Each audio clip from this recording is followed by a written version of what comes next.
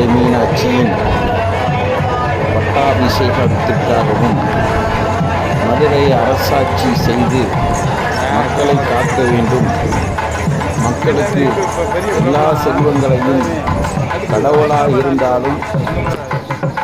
மனிதனாய் ஆட்சி செய்யும் கடவுளாக இந்த பூலோகத்துக்கு வந்து மக்களிடையே ஆட்சி செய்யும் மகாதேவியாக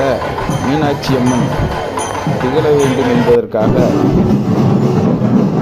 ஒவ்வொரு நாளும் மீனாட்சி அம்மனை வரவேற்கும் காட்சியாக ஆடல் பாடல் நிகழ்ச்சிகள், கரகாட்டம், ஒயிலாட்டம், மயிலாட்டம், அது மட்டுமல்ல மீனாட்சியை வரவேற்கும் விதமாக